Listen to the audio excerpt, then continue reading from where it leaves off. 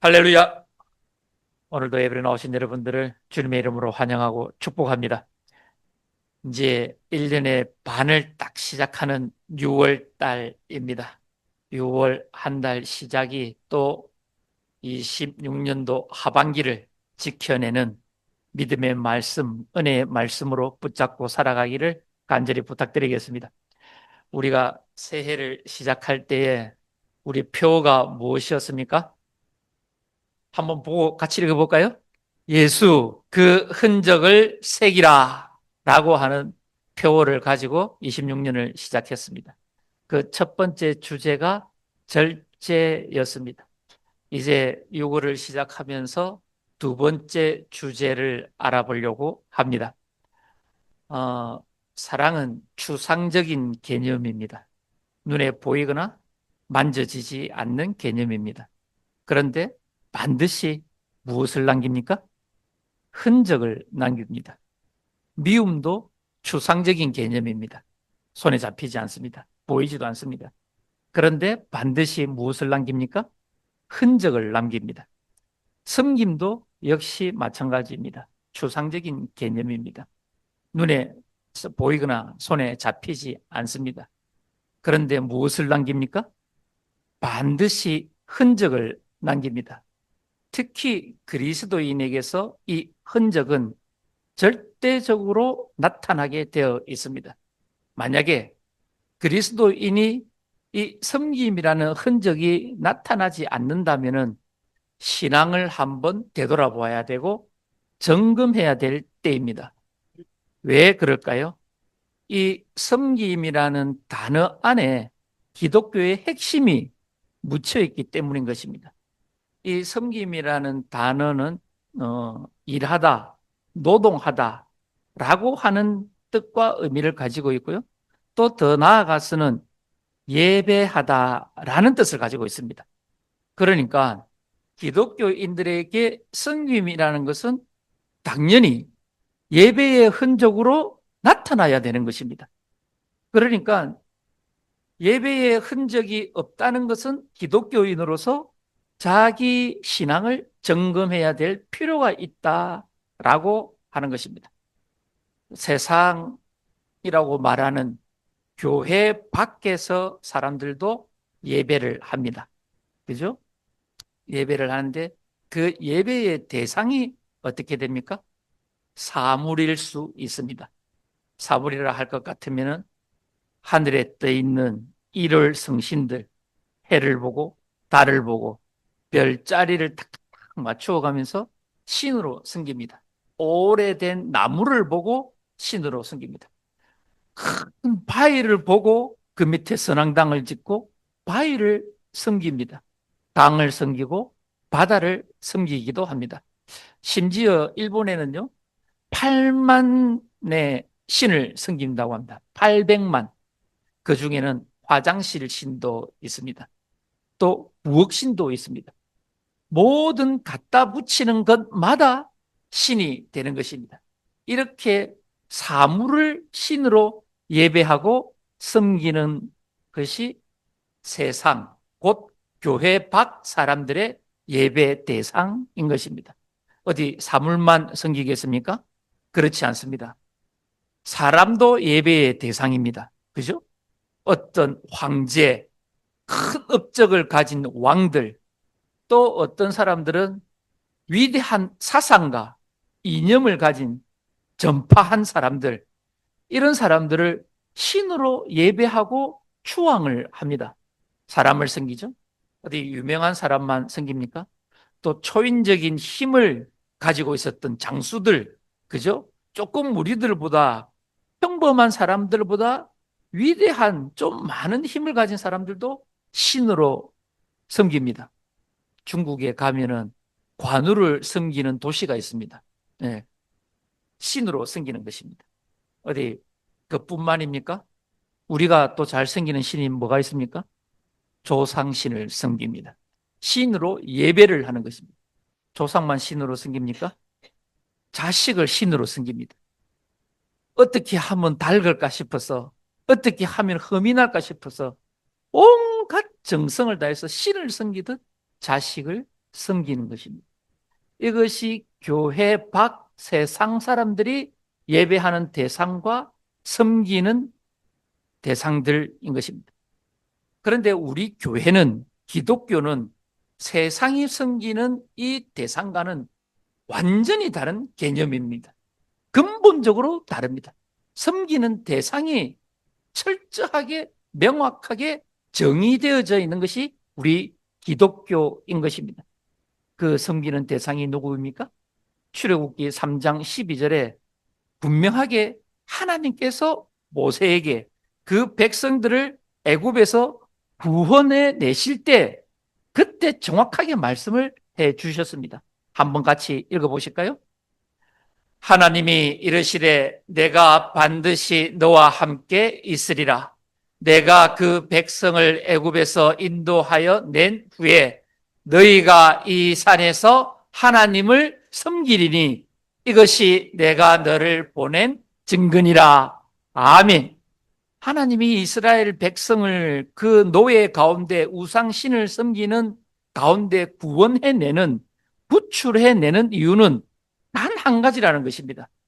하나님을 섬기기 위해서, 하나님을 예배하기 위해서 너희를 구원해내서 다른 땅 가운데 하나님의 나라를 세우겠다라고 하는 것이 하나님 구원의 목적이다라고 말씀을 해 주시는 것입니다.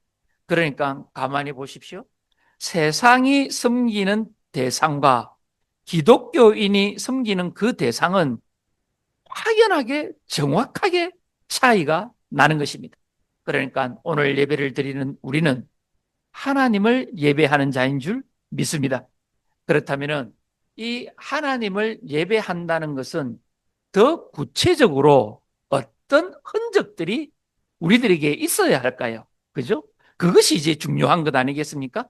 하나님을 섬긴다는 것, 그것이 기독교인으로서, 그리스도인으로서, 또 성도로서 어떤 흔적을 가지는가, 갖고 있는가를 점검해야 된다라고 하는 것입니다. 그것을 가장 먼저 점검할 수 있는 것이 오늘 본문 가운데 우리가 읽은 말씀, 잠언의 3장 6절 말씀입니다. 함께 읽어보실까요? 너는 범사의 그를 인정하라. 그리하면 내 길을 지도하시리라. 아멘. 가만히 보십시오. 언제 하나님을 인정하라고 합니까? 범사에 누구에게 하는 말입니까? 솔로몬이 그 아들들에게 하는 말입니다. 곧 하나님이 모든 백성, 자녀들에게 하시는 지혜의 말씀입니다. 그렇다면 이 지혜의 말씀을 누가 듣습니까? 하나님의 자녀들이 듣는 것입니다. 하나님의 백성들이 듣는 것입니다. 그러므로 말미암아 믿음은 무엇으로 난다고 했습니까? 들음으로 말미암아 믿음이 난다라고 했습니다. 듣는 것은 누구의 말씀입니까? 그리스도의 말씀을. 그리스도의 말씀을 오늘 저와 여러분이 들으러 예배로 나온 줄 믿습니다. 이것이 예배의 흔적, 하나님을 섬기는 것의 시작이다라고 이제 말씀을 합니다. 그런데 지금 범사의 그를 인정하라라고 말씀하고 있지 않습니까?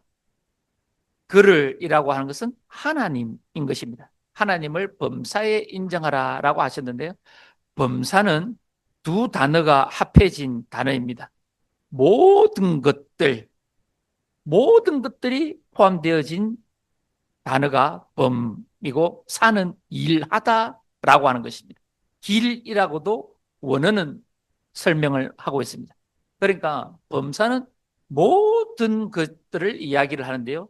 이 범사를 우리가 조금 영역을 나누어서 생각을 해볼 필요가 있습니다. 먼저 영역적으로 범사를 구분을 할 수가 있는데요. 우리 내면의 세계입니다. 심리 상태를 말하고 있는 것입니다. 우리가 마음속에 있는 고민들, 아픔들, 괴로움들, 깊은 상처들, 또 평안들, 기쁨들, 즐거움들, 이 모든 내면의 세계를 이 범사 안에 한 영역으로 들어가는 것입니다. 우리 내면의 세계입니다. 그러면 또 밖으로의 세계도 있지 않겠습니까? 먼저 관계 가운데 있습니다. 좁은 관계 가운데에서는 가족과 이웃들이 있습니다. 가족을 매일 보지 않습니까? 매일 대화하지 않습니까? 매일 만나지 않습니까? 그들과 어떤 관계 가운데 있습니까? 갈등을 일으킬 때도 있고요. 또 친밀한 관계 가운데도 있을 때 있습니다. 이거 이웃과도 마찬가지입니다. 이 모든 관계가 범사 안에 들어간다라고 하는 것입니다. 또 이 관계를 조금 더 넓은 범위에서 보면 어디가 포함됩니까? 우리가 하는 경제적 활동, 사회적 활동도 이 관계 안에 들어갑니다. 범사라는 영역 안에 들어가는 것입니다. 가만히 보십시오. 학교를 가거나 직장을 가거나 사회적 어떤 활동하는 모든 것들을 범사다라고 이야기를 하는 것입니다. 또 경제적 활동도 있습니다. 그죠? 돈을 버는, 돈을 벌기 위해서 노동을 하고 일을 하는 것, 또 돈을 쓰기 위해서 일을 하는 것, 행동하는 것, 움직이는 것, 활동하는 것, 이 모든 것들이 범사 안에 들어가는 영역적 개념입니다. 그렇다면 또 마지막으로 어떤 영역들이 있을까요? 보십시오. 내면의 세계가 있고 이웃과 가족 간의 관계 가운데 있고 사회와 경제적 관계 가운데 있고 조금 더 나아가서는 우리가 영적인 영역, 종교적인 영역이 있습니다. 종교 활동을 하지 않습니까? 기도를 하고 성경을 보고 말씀을 듣고 예배를 드리는 이 모든 것들이 종교적 영역입니다. 영적인 영역은 또 어떻습니까? 조금 더 넓혀보면은 선한 일을 하는 것, 윤리와 도덕적으로 정직한 일을 행하는 이 모든 것들을 영적인 활동이다라고 하는 것입니다. 그러니까 여기에서 말씀하고 있는 범사라고 하는 것은 영역적으로는 모든 분야를 일컬어 말하는 것입니다. 영역적으로만 범사를 설명할 수 있겠습니까? 그렇지 않습니다. 상황적으로도 범사를 설명할 수 있습니다. 우리들 일상 가운데 살아갈 때 여러 상황들과 환경이 마주오지 않습니까? 맞닥뜨려지지 않습니까? 어떤 것들이 있습니까? 첫 번째로는 순탄하고 모든 것이 형통하고 즐겁고 성공하는 일들만 이어지는 이런 순탄한 일들이 상황적으로 있을 수 있습니다. 그런 일들만 있습니까? 반대로 모든 일들이 막힌 듯한 광야 같은 어려움, 괴로움, 고통, 환난 가운데 있을 때도 이러한 상황들도 우리의 범사 안에 들어가는 것입니다. 그렇다면 이 두 가지도 아닌 상황이 있을 때도 있습니다. 어느 때입니까? 지루할 것 같은 일상, 아무런 변화도 높고 낮음도 없는 그 일상의 평범함이 흘러가는 시간도 범사 안에 들어가는 것입니다. 그러니까 개념을 우리가 딱 잡아야 되는데요. 이 범사라고 하는 하나님의 말씀에 이 범사라고 하는 모든 것들이 포함되어져 있는 것입니다. 영역적으로나 상황적으로나 우리의 모든 인생 순간순간이 범사다라고 하는 것입니다. 오늘 이 범사 가운데에서 하나님의 흔적을 어떻게 남겨야 되는가를 첫 번째 알아보는 시간을 가지려고 하는데요. 이 범사에서 지금 하나님의 흔적을 남기는 것을 인정하라라고 하는 것입니다. 범사의 그를 인정하라라고 하는 것입니다. 그를 알라, 순종하라, 받아들여라 라고 하는 뜻을 가지고 있는 것입니다. 알아야 순종하지 않겠습니까? 알아야 복종을 하지 않겠습니까? 범사의 그를 인정하다라고 하는 것은 무엇일까요? 첫 번째 상황 가운데서 우리가 오늘 하나님을 인정하는 것이 무엇인가 깨달아 보려고 하는데요. 첫 번째 상황적 범사가 무엇이라고 했습니까? 일이 순탄할 때입니다. 건강할 때입니다. 재정적으로도 넉넉할 때입니다. 모든 일을 손대는 것마다 잘 풀릴 때입니다. 성공할 때입니다. 건강도 막 튼튼할 때입니다. 이럴 때 보통 사람들 기독교 밖에 있는 사람들은 무엇이라고 생각을 합니까? 자기 자랑을 합니다. 내가라고 이야기를 합니다. 내가 열심히 일을 했어. 내가 건강을 잘 지켰어. 때로는 우연으로, 때로는 재수가 좋아서 이렇게 이런 일들이 내게 다가오는 것이야 라고 해석을 합니다. 이것이 어떤 사람들의 해석이라고요? 기독교 밖에 있는 사람들의 해석인 것입니다. 쉽게 말해서 주차장에 마트나 백화점에 갔는데 그냥 아무런 준비 없이 그냥 가다가 자리가 가자마자 하나 딱 있으면은 사람들은 보통 뭐라고 합니까? 재수 딱 외칩니다. 그런데 기독교인들이 그 작은 것조차도 주님 오늘 들어갈 때 좋은 빈자리 하나가 딱 나타나게 해주십시오. 기도하고 들어가는 사람은 무엇이라고 첫 마디가 나옵니까? 감사합니다. 하나님 감사합니다. 이것이 범사의 그를 인정하는 흔적이다 라고 하는 것입니다. 그러면 가만히 보십시오. 이 흔적은 모든 성공하는 자리, 순탄한 자리, 건강한 자리, 재정이 넉넉한 자리, 사업이 잘 되는 자리, 자식이 잘 되는 자리, 여기에서 누구를 인정하는 것입니까? 여호와를 인정하는 것입니다. 이 모든 공로를 하나님께 넘기는 것입니다. 하나님께 돌리는 것입니다. 그러니까 돌리는 흔적, 넘기는 흔적이 있어야 된다라고 하는 것입니다. 내 자랑, 나의 결과, 나의 성과로 말하는 것이 아니라 이 모든 된 것들이 하나님의 은혜입니다라고 이 공을 하나님께로 넘기는 흔적, 하나님께로 돌리는 흔적, 이 흔적이 섬기는 자의 흔적이다라고 하는 것입니다. 우리 사랑하는 모세가 그 40년 왕자의 생활을 하고 또 40년 광야의 생활을 하였습니다. 80이 되었을 때 하나님의 말씀을 처음 들었습니다. 그래서 사명을 붙잡고 정말 우여곡절 끝에 그 200만의 그 숱한 백성을 이끌고 홍해를 건너고 시나이 반도 탈출을 하고 땅을 발을 디뎠습니다. 제일 처음 한 것이 무엇일까요? 제일 처음 그가 말한 것이 무엇일까요? 출애굽기 15장은 모세의 노래로 시작됩니다.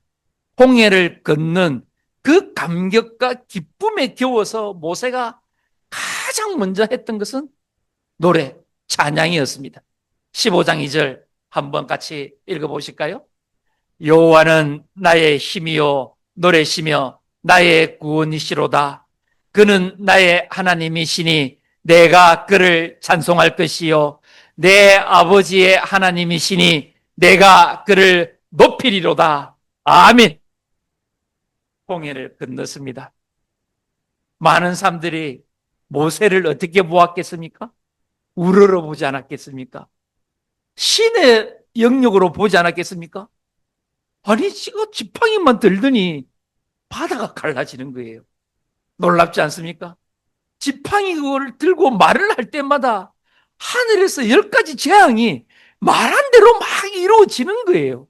그렇다면 사람들이 어떻게 보겠습니까? 모세를 너무 두렵고 떨림으로 보지 않겠습니까? 이 모든 눈빛을 누가 알고 있겠습니까? 모세는 알고 있습니다. 모세가 시나이 반도 홍해를 건너 딱 도착을 했을 때 봤지. 내가 지팡이 들었을 때 바다가 갈라지는 것. 봤지.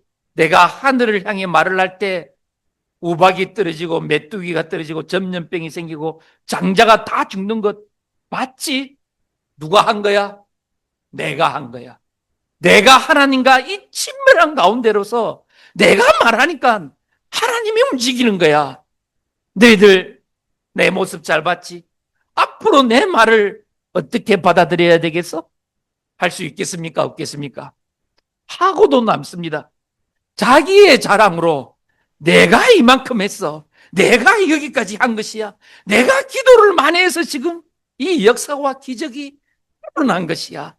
라고 충분히 자기의 이름을 자랑할 수 있는 자리가 지금 시나이 반도 딱 발을 디뎠을 때입니다. 그런데 모세는 어떻게 했습니까? 첫 마디가 여호와는 나의 힘입니다. 하나님의 힘이 나의 힘입니다. 나에게는 힘이 있지를 않습니다. 하나님의 힘만이 나의 힘이 되는 것입니다. 그리고 또 무엇이라고 했습니까? 하나님은 나의 구원이십니다. 하나님만이 나를 구출할 수 있습니다. 하나님만이 나를 구원할 수 있습니다. 하나님만이 나를 이 역경 가운데에서도, 어려운 가운데에서도, 고난 가운데에서도, 위험과 위기 가운데에서도 하나님만이 나를 구원할 수 있습니다. 이 고백을 지금 모세가 하고 있는 것입니다. 모세의 이전의 삶은 어땠습니까? 모두 자기였습니다.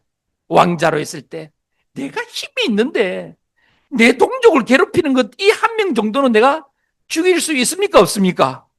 있었습니다. 모두가 자기 중심적이었습니다. 하나님을 위한다고 하였지만 자기 생각과 자기 계획과 자기 뜻대로 말하고 행동하였던 모세였습니다. 그러나 40년, 또 40년, 80년의 세월이 지나고 난 뒤에야 비로소 모세는 하나님이 누구인지 깨달았던 것입니다.